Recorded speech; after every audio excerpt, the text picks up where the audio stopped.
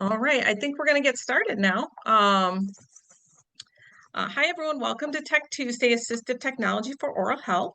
My name is Jana, and I'm the Training and Virtual Outreach Coordinator for the Michigan Assistive Technology Program, and I will be the chat moderator for today. I am a white woman with brown hair and blue eyes, and I'm wearing a black t-shirt blouse combo, I guess. Um, if anyone has any questions or comments, you can ask a question in chat and I'll read it out loud. You can also raise your hand and I will unmute you if you want to ask your question out loud. If you need help turning on your captions, we have a live captioner. If you go to the bottom of your menu bar, there should be a CC button where you can click to turn on your captions. And also, we have an ASL interpreter here with us as well. And with that, I'm going to turn the microphone to say over to Amy. Hi, everyone. Thanks for joining. My name is Amy Stark, and I'm the Program Director at the Michigan Assistive Technology Program. I am a white woman with gray and brown hair and brown eyes, and today I'm wearing a shirt with blue and orange on it. And we will be providing visual descriptions today as you're joining as an accommodation. I want to welcome you to our presentation on assistive technology for oral health. Our speaker today is Ellen Sugrue Hyman, so I'm going to let her introduce herself a little more, but just wanted to share that I have known Ellen for over 20 years, and she is a passionate advocate for supports for community living as well as being an attorney.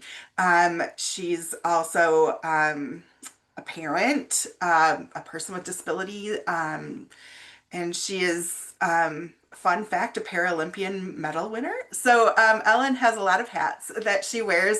She has led many projects that support community living, but she's also worked in oral health. So we're really excited to have her expertise today. Ellen, do you want to introduce yourself some more and then let me know when you want me to talk about the assistive technology program? Sure, I think you covered it. I'm an attorney and health policy advocate that's, worked on everything from self-determination in the mental health system to I ran the Michigan Oral Health Coalition for a few years. I am a person who has cerebral palsy, so some of the oral health things have been difficult for me because one of my hands doesn't work really well. I always call it like this is my show hand, because it's just for show. So I'll talk more about like how I was interested in oral health and like what kind of assistive devices I use. And I also, in preparing for this, learned a lot more about things that are out there. So let me share my screen and hand it back over to Amy. Can everyone see? Yeah, it looks great. Yeah. Okay, Looks well, good. I am Looks going good. to hit the next slide and hand it over to Amy. Oh, great. Um, just a little piece of information too. I'm especially interested today as an autistic person among other disabilities and parent of autistic kids. Some of these devices that Ellen's going to be talking about are things that me and my family uses every day. But just to get everyone on the same page about what is assistive technology is any item, piece of equipment, software, or app that is used to help people with disabilities, including older adults, do what they want to do. And we say that technology can make things easier for everyone, but for people with disabilities, AT opens up possibilities. And we have some examples of low-tech assistive technology on this page: a gripper to make it easier to open a door, a pill sorter, and then a rock that you can use in what's called a brain gym activity and pass it back and forth. It can help with calming. Next slide, please. We are part of the Michigan Assistive Technology Program, and actually, Ellen is one of our newest advisory committee members on the Assistive Technology Program. We're a federally funded program that exists in all states and territories in the United States. We provide access to assistive technology information and services in Michigan. We are by people with disabilities and for people with disabilities. We provide demonstrations of devices, loans of devices, trainings, and more. We have a lending library that actually now has more than 2,000 devices in it. And we provide devices for all kinds of disabilities and ages. And if you'd like to request a demo or a loan of devices, you can call our 800 number, 800-578-0280. And we actually have a very cool new website, mi-at.org. Look at the assistive technology tabs and all of our new tabs that describe different kinds of assistive technology. And we also have our lending library on there, and you can select to request a demonstration, and that will get you in touch with our staff for trying out devices that way too, if you prefer that over calling the 800 number. Next slide, please. I just wanted to share a couple of pictures of devices from our lending library. We have a switch adapted toy in the top right here that's an elephant. And the switches turn on and off music and have it flap its ears. Every year we have a toy adaptathon, or not just toys, a device adaptathon where we take devices that might have really small on-off switches or ways that you access them that are really difficult for fine motor. So we've worked with the Lansing Makers Network and other to adapt toys and fans and radios, things like that. Also here in the center is a Joy for All pet. It is a golden retriever for people who can't have a pet but might like the interaction with a pet-like device. Joy for All has been very popular. We have cats and dogs. Also pictured here is one option for mounting of your tablet or your phone, and an 8-in-1 multifunction desk lamp. We have all kinds of lighting and magnification options in our assistive technology library. That's just one example. I actually just got a new lighting device myself, as I have a visual disability as well. So lots of options for hobbies, reading, recreation, and activities of daily living around lighting and magnification. And then we also have assistive technology devices for parenting. This is an example of a watch with a video monitor, where you could keep an eye on a baby. It also alerts if there's sound, so there can be like a flashing if you're hard of hearing or deaf. There can be alerts that your baby is crying. So lots of options in our lending library. Ellen, do you want me to talk about the next slide as well? Yes. Okay. Some key resources for accessing assistive technology. Ellen was part of the founding of the Michigan Assistive Technology Loan Fund at MIUCP. They have a low interest loan fund and mini loan funds available for people to purchase assistive technology. Their website is mi-ucp.org. Their 800 number is 800-827-4843. And then again, to request a demonstration, you can email us at at mi-at.org. Call our 800 number, 800-578-0280, or go to our website, mi-at.org. And just to follow up on that, the AT loan fund is really helpful because of the low interest loans. Like a lot of like banks don't want to come and repossess their like AT. So loans were typically like really had high interest rates and made them unaffordable for people. So the AT loan fund is a really great resource for that. It really And is. also like the, just to be able to try out, do a demonstration of devices is I think is really valuable because people don't often have the opportunity to do that with a lot of devices. Oh, and there's one more slide, right, with some resources that I can. Oh, I think that's it.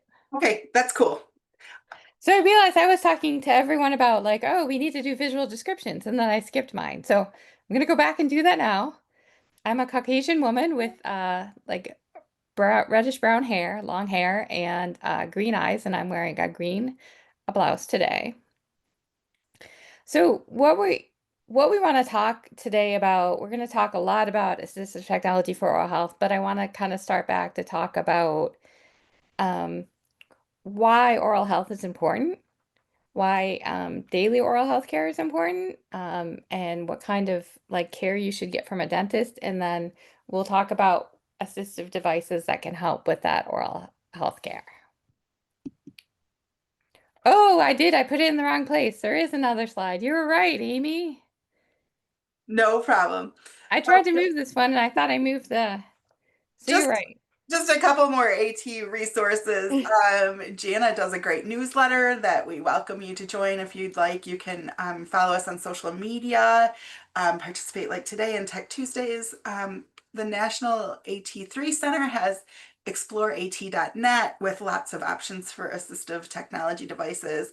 The Job Accommodation Network has listed by disability type all kinds of accommodations that you might ask for in a job, but then when you take a look at them, they might also be accommodations that you want outside of employment too. It just is a lot to think about based on disability type and what kinds of things might support you for community living or employment. And then there's a website called the Unified Listings, which is ul.gpii.net,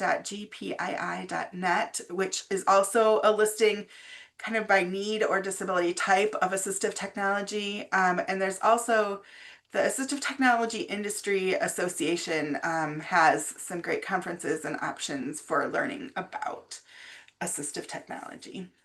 Back to oral health with Yeah, Elle. I'm sorry. That was my fault because I moved my slide and I moved it to the wrong place. No problem. So I kind of want to talk about what happened. Like I feel like we kind of accept poor oral health in our society. Like we just assume that it's okay for kids to have cavities. I remember when I worked for the Oral Health Coalition, there was a state senator who was a doctor, and he's like, this is like the only kind of health issue that is like 100% preventable. And so it really made me think about, just taking for granted that kids are going to have tooth decay. And right now, 50% of elementary children have some tooth decay. 90% of young adults have tooth decay. And tooth decay is the most common chronic childhood disease. So we typically think of asthma as the most common, but tooth decay is actually more common. And so what does that mean? So when people get older, is it means that there's a lot of people that lose teeth over time, that suffer from gum disease. One of the original assistive technologies for oral health is dentures. And dentures are awesome, but also like I'd like to see them not be necessary. For people to keep their teeth as long as possible. So we're going to talk about that. So what happens when you have poor oral health? I think the most important thing is if your teeth are in bad shape, it's really hard to eat healthy food. It's really hard. So you end up eating food that might be soft, might cause more oral health problems. It's sort of a cycle. You could have pain and discomfort. One of the most serious things you can have is an infection. So if you have a tooth decay and get this infection, we always kind of joke in oral health that like the mouth is actually in the body because it seems like you have a whole different insurance system and a whole different care system that like maybe our mouth isn't in our body, but it is in our body and it is connected to the rest of our body. So if you have an infection in your mouth, that infection is can go to the rest of your body and can almost be systemic. Um, there's also correlations. I'm going to talk a little bit more about this between heart disease and diabetes and oral health. And there's also a strong correlation between oral cancer and oral health. And so we're trying to get rid of oral cancers. A lot of them are caused by HPV. We now have a vaccine for HPV, so that's awesome. And so hopefully we're on the way to eliminating that. So in Michigan, we have about half of the state is covered in terms of dental insurance by private insurance. 30% right now, before we see any cuts that might have come from the feds, 30% are on Medicaid, and 20% of people have no insurance. And so you know what happens when people have no insurance? There's two things that happen. One is they don't get any preventative care, and two, they usually don't seek any care until it's like they have so much pain that they can't function anymore. So we really want to work on improving insurance for people and getting them that preventative care. So, heart disease is a leading cause of death in Michigan. Every year, more than 25,000 Michiganders die of heart disease. 29% of Michiganders have high blood pressure, which is like a precursor to heart disease. And in the US, we spend $214 billion every year in caring for people with heart disease. And also because of the heart disease, we have 138 billion in lost productivity. So there's a huge correlation between gum disease and oral health and heart disease. Similarly, diabetes is very common in Michigan. Over 11% of the population has either type 1 or type 2 diabetes. And there's a strong correlation between oral health and diabetes management. So if you have diabetes, you're more likely to have oral health problems, and the oral health problems are more likely to make it difficult for you to control your blood sugar. So it's really important to both get the preventative care and to take care of your teeth. So there's a lot of things dental professionals can do to help you. They can provide cleanings. The most important thing they do is the worst thing, like I hate, is they have those little scrapers that scrape off the tartar and stuff. That's the stuff that you cannot get with, once it's on there, you cannot get with toothbrushing. So that's the most important thing they can do. They can also measure your blood pressure. I don't know, lately when I go into the dentist, they usually measure my blood pressure, usually with like a little cuff on my wrist. They can look and see if you have signs of oral health cancer. They can provide advice on risk factors such as smoking, diet. They can talk about how to brush your teeth. They can diagnose and treat gum disease. So there's a lot of things that oral health providers can do to help with maintaining your oral health and overall health. But unfortunately, we don't have enough dentists and dental providers. And the most important dental providers might be hygienists that actually do like the cleaning of your teeth. And so we actually have dental provider shortage areas all over the state. We have them in the very rural areas where there's not a lot of people. We have them in the very heavily populated areas where there's a ton of people.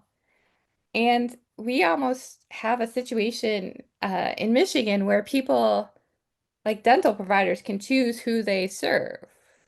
They can serve people with like that can afford the care to pay for the care out of pocket. They can afford they can choose to provide the care to people that have the best insurance. I know even though we made changes to Medicaid, I'm going to talk a little bit about the improvements to Medicaid.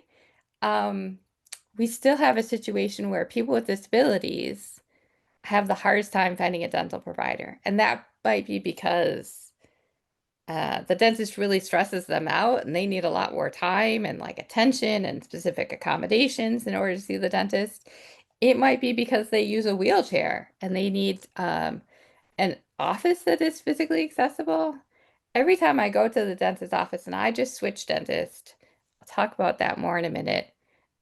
But I'm always amazed at like how physically inaccessible they are, how crowded the rooms are, how small the rooms are, how if you use a wheelchair, it'd be really difficult to either be treated in your wheelchair or transfer into the dental chair. So people with disabilities have a really hard time finding dentists. Um, there are now there's now a clinic at the University of Michigan, like specifically for adults with disabilities, which is awesome. It is in addition to the clinic that they've had for a long time for people or younger or children with disabilities. The problem with that, I think, is though it's a student-based model. So the students are providing the services. And I don't know, like, I'm the kind of person that, like, don't move the cereal aisle in the grocery store. You're going to really throw me off. So I just can't imagine, especially if you have a disability, going to a provider and having a different student every time. That would really throw people off. In fact, I have a colleague who told me her daughter, who's 15, she's probably 16 now. She's been going since she was like released from the pediatric dentist, and when she was 12, she's been going to U of M for 4 years. Has yet to have her teeth cleaned because she doesn't like won't let somebody touch her that's not somebody that she knows and has a relationship with. So when she goes there and it's a new person every time, it doesn't really work for her. So we need to do more, and the Dental Foundation has actually been trying to train groups of dental providers on how to provide the kind of supports that people with disabilities need. And that's the dental insurance, which has its own problems, also added coverage for people with disabilities, like coverage for people to go to the dentist more often, to go to the dentist and just look around or just talk to the dentist. So making sure that providers are paid for all the care that they need to provide. There's really important things that I think when I was head of the Oral Health Coalition, we put together um, a push to improve adult Medicaid coverage. And just some of the things that we advocated for is topical application of fluoride. So if you're old like me, you might remember the fluoride treatments as being like you've got this like styrofoam tray and they put it in your mouth and it was really gooey and like made like my biggest thing about the dentist is I gag on everything. So it was horrible. But now like they just have a little like brush and they just brush the fluoride on it. It really protects the teeth. And so that's available to um, kids 6 to 21, not yet available for adults. So I've often paid for it when when I've gone to the dentist. And it's also available not just in the dental office, but it's available in Michigan in like primary care or pediatrician's offices. They can do that as well. Sealants are really cool, and this is available to everyone on Medicaid. So sealants are, they put a protective covering over the back teeth, so they're less likely to get cavities. They're amazing, and that's available to everyone. The other thing that changed is before we advocated for this dental coverage, there was no root canal treatment, there were no crowns. So basically, if you needed that, you got your tooth pulled. And so you had an empty socket. And that's called extraction. So now you can get root canals, you can get crowns, which I think is really beneficial in maintaining your teeth. So the challenges I think for people with disabilities, as I've talked about, is finding a dental provider, the fact that you might have dental insurance or you might have dental insurance that nobody wants to take. Medicaid, even though we increased the rates when I was with the Oral Health Coalition and expanded the services, it's still really complex for the dentals to like get reimbursed from. So a lot of them are like, no, thank you, I don't want it. Um, there's a lot of challenges, and this is what we're mostly going to talk about today, of people to do oral health care for themselves. And some people have difficulty communicating dental pain. So you could have somebody, for lots of stories about people who aren't able to communicate traditionally, acting out because they had a lot of pain that they weren't able to say, I'm in pain. So they were acting out in different ways. And when you have pain in your mouth, it's usually because something's really bad, like initial, like very small cavities or the start of a cavity isn't going to be painful. So the most important thing you can do for your oral health, or if you're working with people with disabilities, advise them, is to take care of your teeth every day. So that means brushing twice a day, flossing, using mouthwash if you can. There's some people that take medication that makes their mouth extremely dry. So often there's special mouthwashes that they can get that will increase the the amount of make their mouth less dry, I guess. And there's lots of options for to help with daily care. The most important thing to me is like the brushing and the flossing. So, but there's ways to brush. So when you say you're like, when we wash our hands, we wash our hands for 20 seconds, right?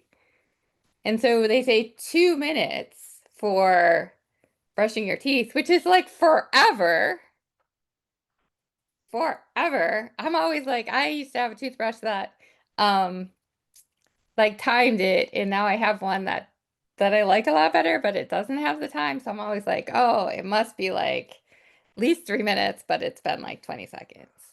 And so the 20 seconds is actually the 2 minutes is actually 20 seconds on we can divide your mouth two ways for two different ways. You can say like divide it into four quadrants, like the top left, top or top right, top left, bottom right, bottom left, and try to get like every of those things for 30 seconds. That equals 2 minutes. And you want to get every surface, so don't just brush the outside.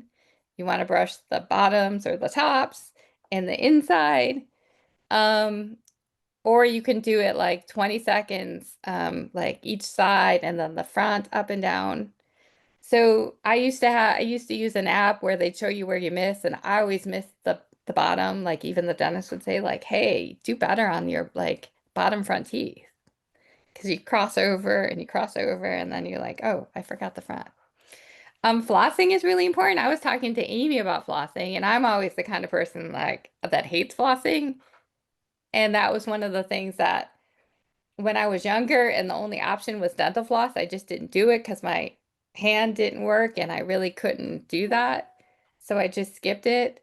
But flossing is often the most important thing because if food gets stuck in your teeth, even just a little tiny bit, that can really cause decay.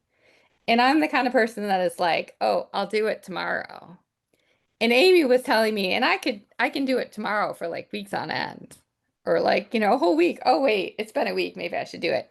And Amy was sharing with me, and she might want to come off mute, telling me that she has a app that she uses that gives her a reminder. So she flosses on Monday, Wednesday, Friday. And I thought that was genius. Yeah, I have the Finch app, which is called a self-care app, and you get rewards for completing tasks. And so I dislike flossing. I did learn that when I floss regularly, it doesn't hurt to floss every time after I've done it for a while. So, but it was a sensory thing for me. So I get rewards and a reminder on my Finch app on Monday, Wednesday, Friday to floss. And when I do it regularly, it doesn't hurt. And I I'm never going to do it every day, Ellen. So that's just, it's not going to happen. But I did notice now I don't bleed when I go to the dentist anymore because I am flossing regularly, and that they totally could tell that I was lying to them, telling them I flossed regularly.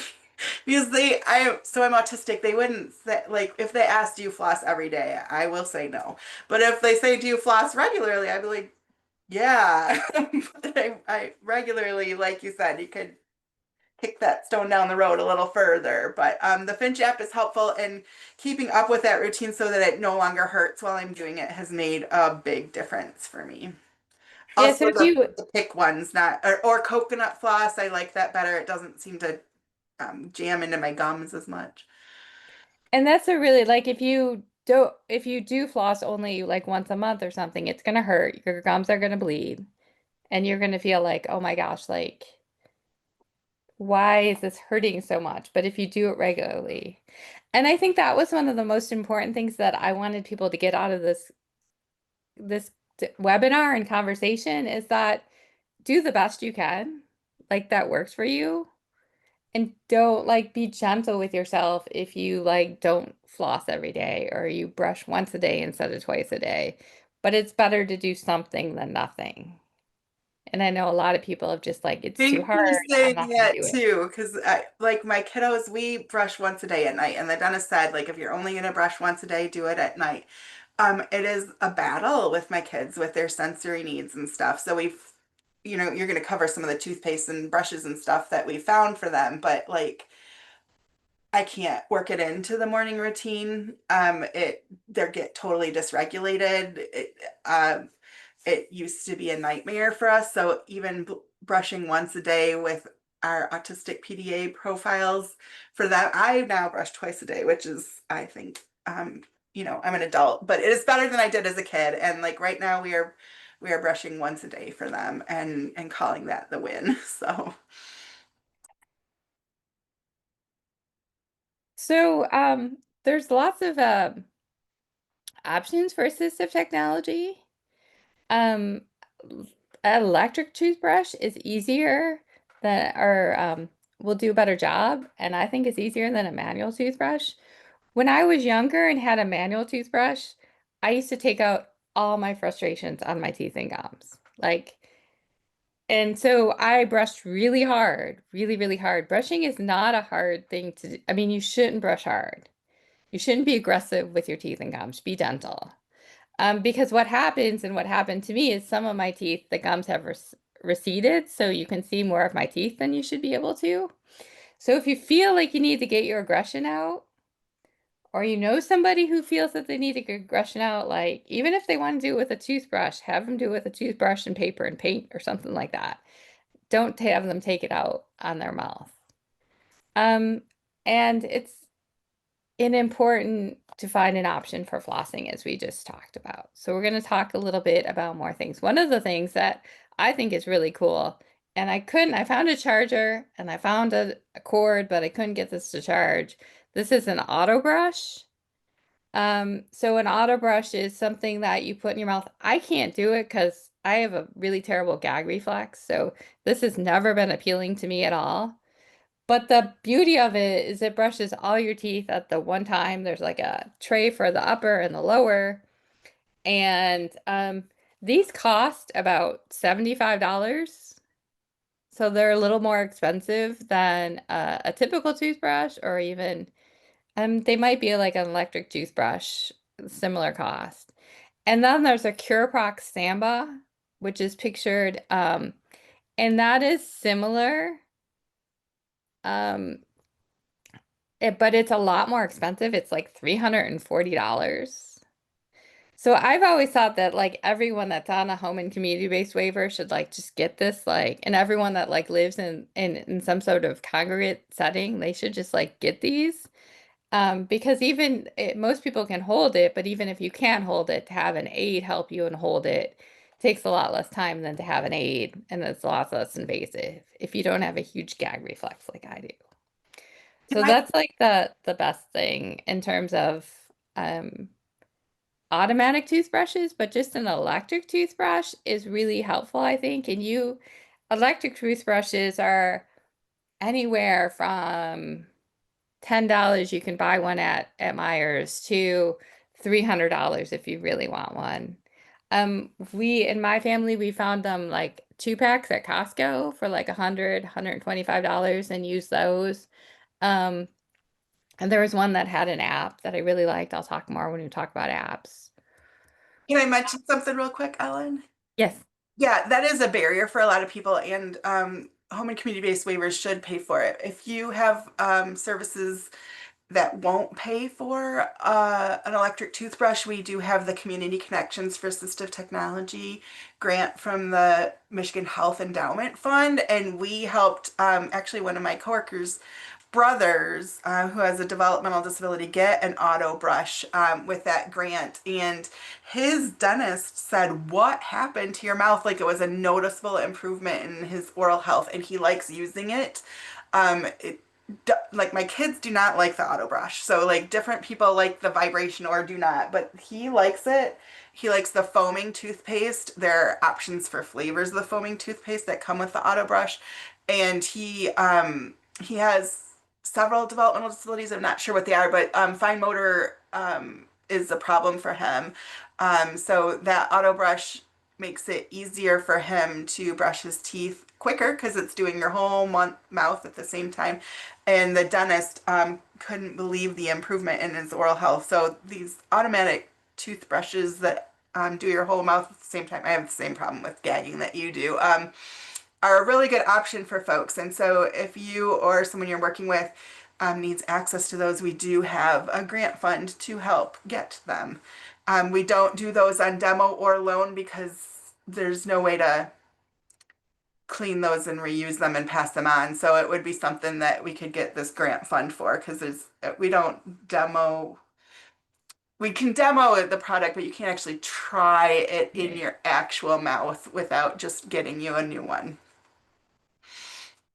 And so there are like that's great that there's resources because they are expensive and probably out of the price range for a lot of people. And so um it's I think it's really helpful. And there's like I was a lot of devices like in terms of water flossers, I had picked up a water flosser.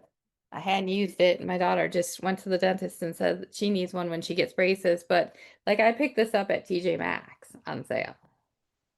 So like TJ Maxx has a huge oral health section. And also like the flossers I use, which there's pictures there, the grin ones. And I thought I was buying these at Target, and then one day I was in Dollar Tree and saw them in Dollar Tree. And so that's a lot cheaper. So I like these ones because they have not only like the flosser part, so they have a little like hook floss so I can go in and do that, but they also have like a little pick on the back. So if you have a spot that you can't get to, you can use that little pick. So they're double. And so, but there's lots of options for like the water flosser I got for like $10, $12. I mean, you can like, just like the toothbrushes, you can spend like $200 on a water flosser, or you can spend $10. There's lots Rebecca, of options. sorry. Go ahead. Rebecca had a question. So these kind of things might be paid for something like the HAB waiver. Yeah, absolutely. It's something like in the HAB waiver and in the other waivers, they all have assistive technology, and you should request them and have them. And it's We've worked with the ombudsman program when the waiver providers have denied paying for those too. So those are covered by the waiver, and sometimes the waiver denies them, and then people have appealed successfully for assistive technology. I can't think of, I mean, I can, but it's really important assistive technology. It's really useful. I mean, it's not just giving, access to something, but really preserving your health. This is like where I learned, I did not know of all these grips that were available. So if you have fine motor problems, there's so many different grips that you can get that help you be able to stabilize and brush your teeth. It's amazing. So there's lots of options. Amy and Jana put together a really great, I think, accompaniment to this presentation that talks about all these options. But there's lots of grips that you can use that makes it easier to use, like to hold the toothbrush and to grip it. I don't know if you want to, Amy, say anything about these, but I was just like, I learned so much going through this. Yeah, and these are interesting too, like the three-headed sensory toothbrush, which is pictured kind of in the middle with there's a red, orange, green, and blue one. They recommend that a lot for autism. So that is fairly inexpensive, like $5.99, a good option to try to get many surfaces at once. I know my kids were hard no on that. The TP toothbrush ergonomic grip is kind of in the middle here, this blue piece that you can add to a toothbrush that you do like that maybe builds it up. There are cuffs, universal cuffs for adding, for holding toothbrush.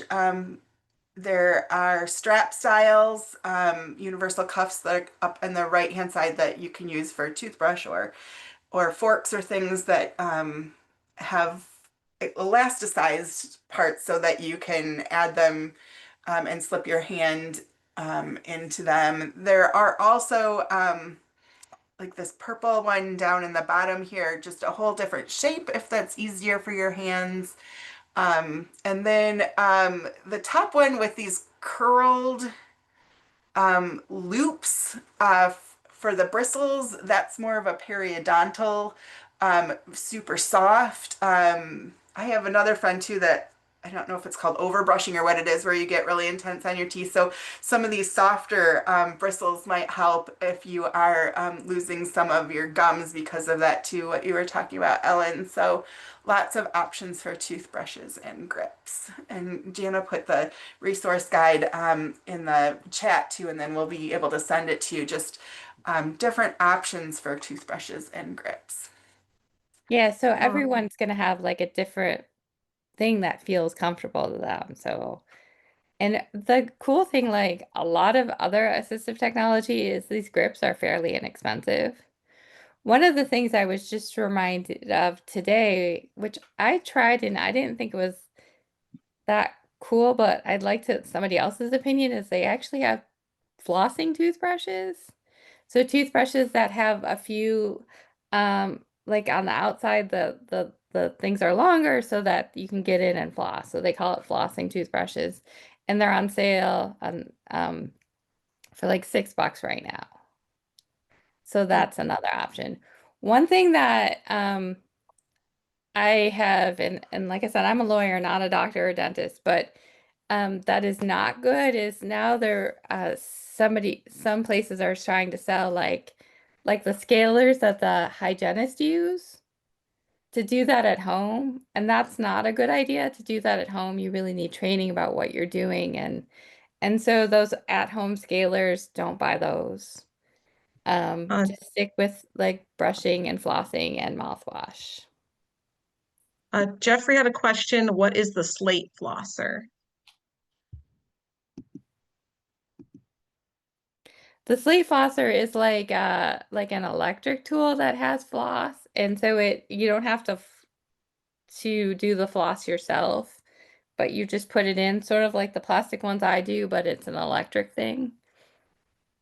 I've been wanting to try that. Says it also has a tongue scraper and a massager. And the floss heads last a whole week, but yeah, electric vibrating flosser.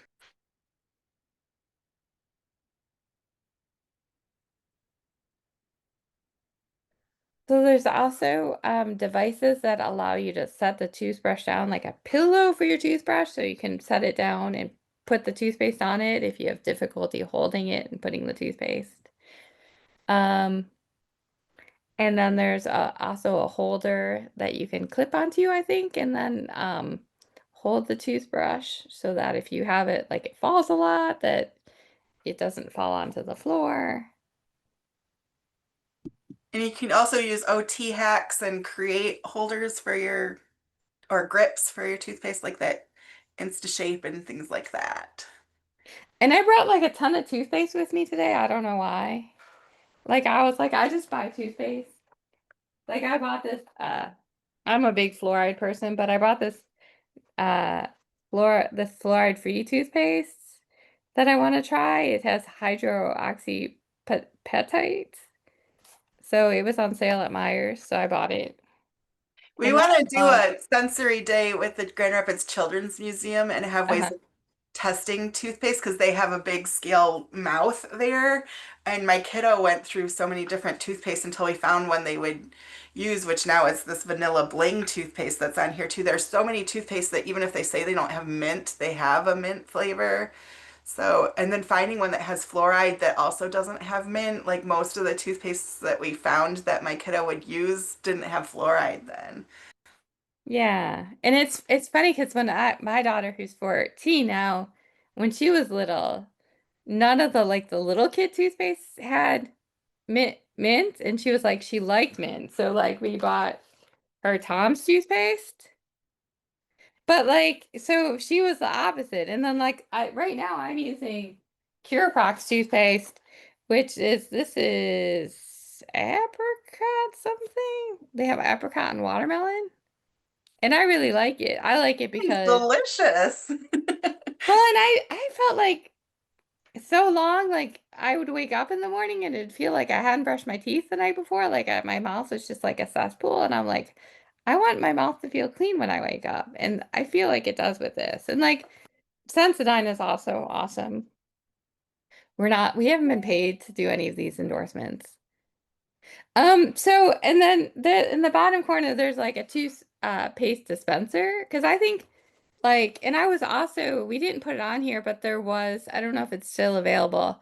But this one very creative woman created like toothpaste, like little pills that you could get, so you could, like, so you didn't have to use tubes, which are bad for the environment, and so you could just travel with them. So you like literally just, put it on your toothbrush, get it wet, and it works just like toothpaste, but it looks like a little tablet.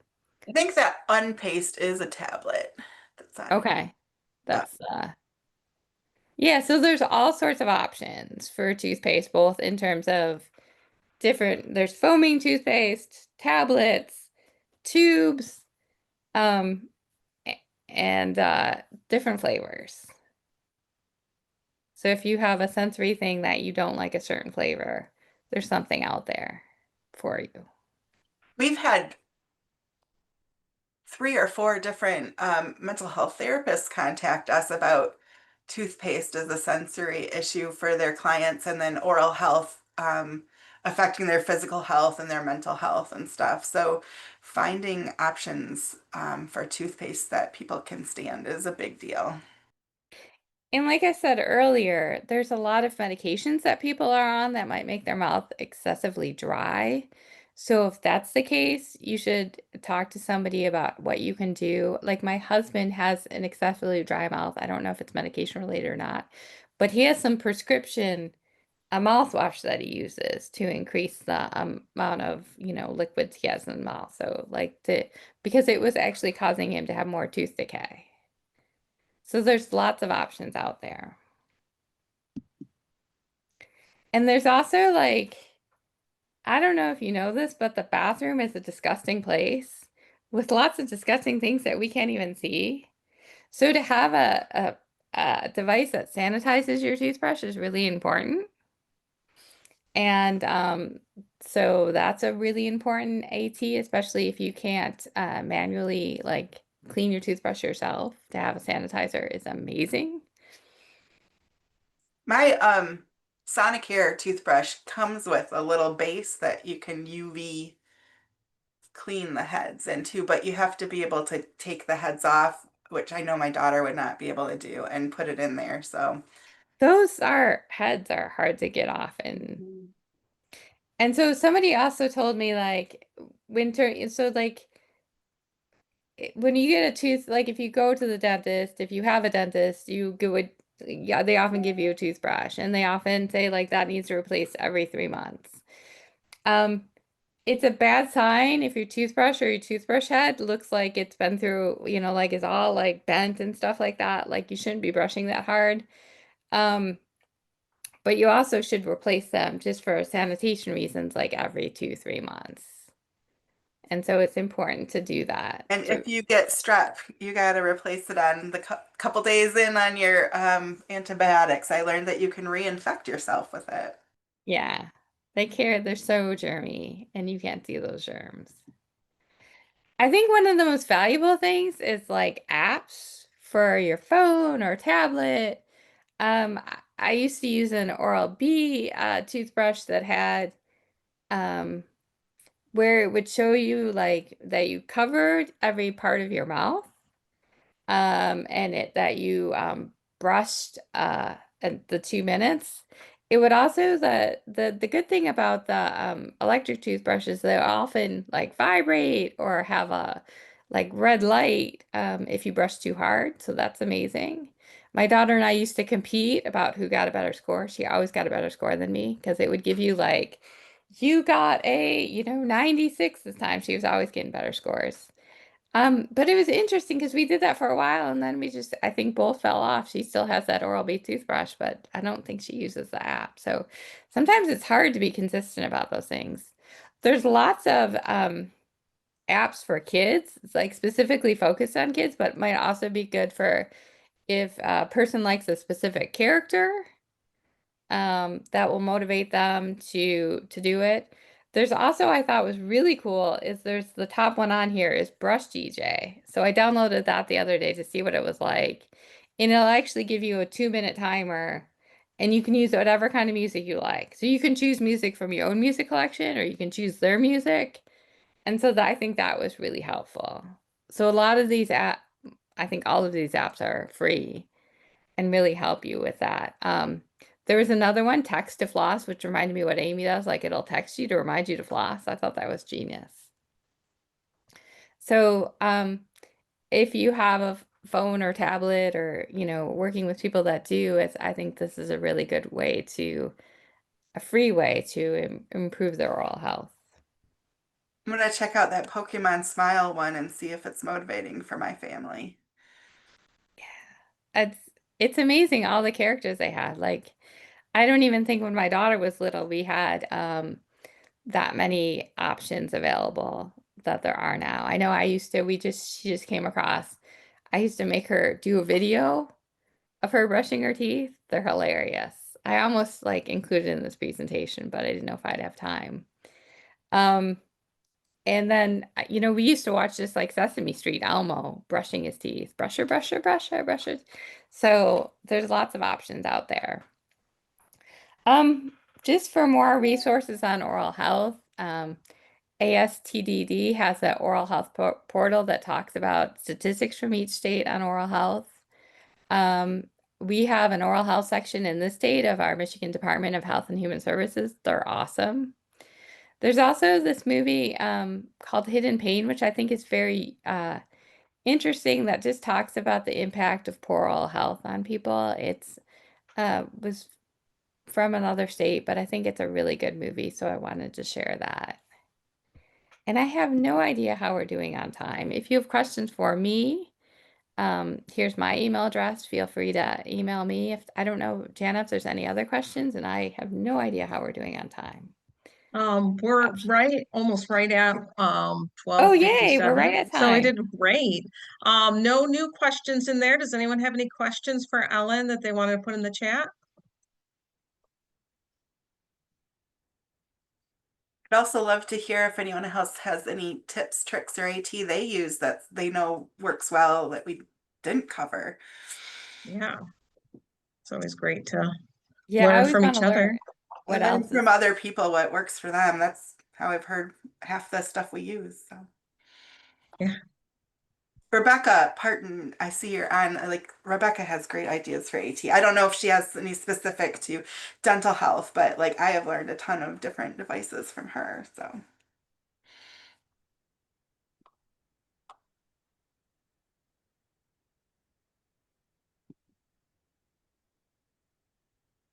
I'm gonna drop Ellen's information again into the chat. Oh, Rebecca says hi. I'll go ahead and put the resource guide in there again, just in case someone didn't catch it the first time. I'll also email out this resource guide at the end, along with the recording. So if you missed something, you can check back on it.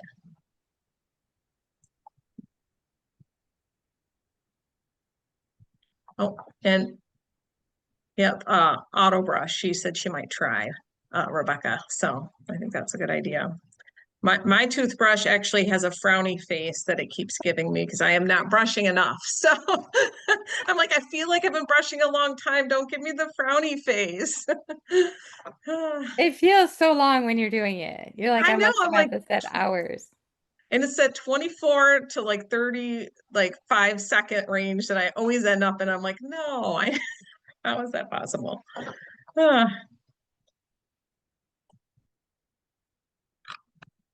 Well, thank you all. I appreciate you all coming. It was great discussion.